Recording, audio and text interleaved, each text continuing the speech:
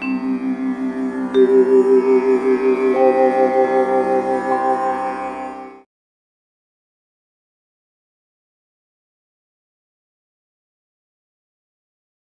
now place short order in Bharti Airtel at 664.60, stop loss press at 666.05. Let's see if it takes order then falls. I went outside putting my order, entry order and stop loss order. So it triggered my entry order here and remained in the same area and then fell down finally, but could not take my target order, which is placed at 659.05. Again, now it is testing the same area.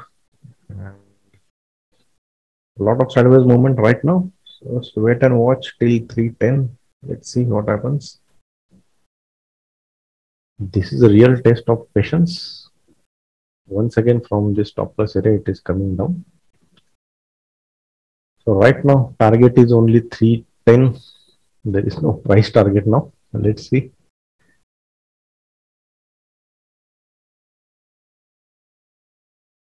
Hello traders, discuss करते हैं आज का trade in Bharti Airtel. Stock select किया गया था delivery volume breakout के method से। अगर हम देखें जून मंथ का हाईएस्ट डिलीवरी वॉल्यूम जून यहाँ से चालू हुआ 1 जून। So highest delivery volume was 95, I think 8th of June 95 and 95 का ब्रेकआउट हुआ कल। तो ये मंथली डिलीवरी वॉल्यूम ब्रेकआउट में आ गया 11th of July।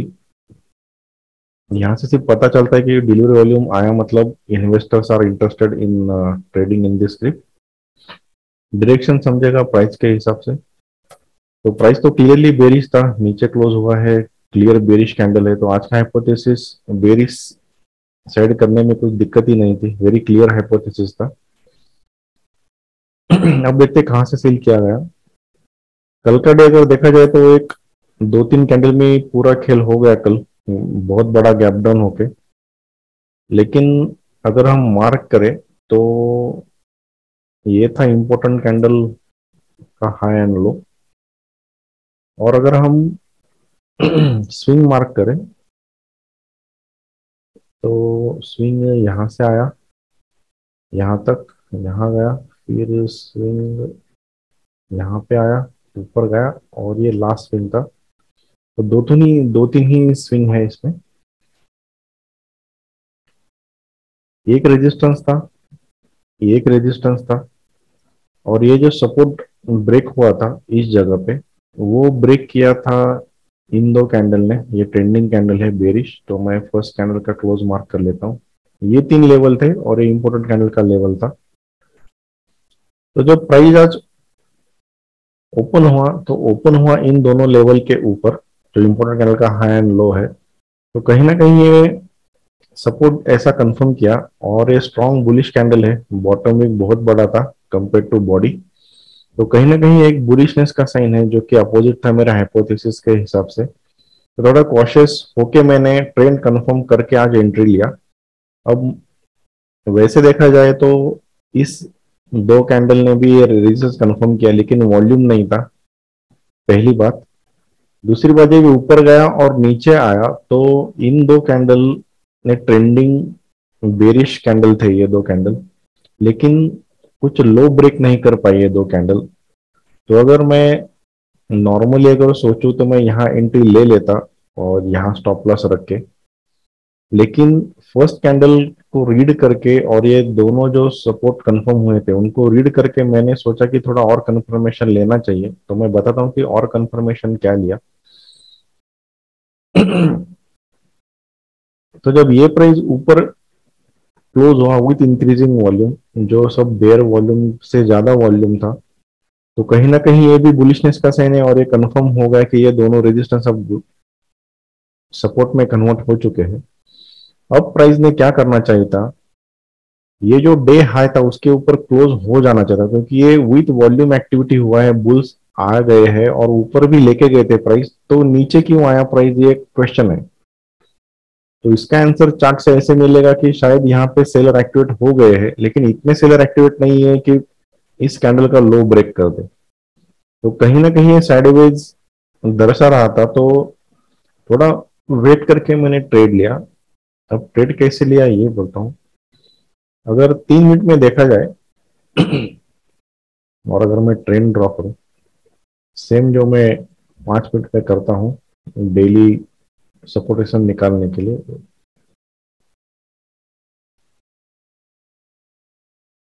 ये जिगजैग बन रहा था 3 मिनट में।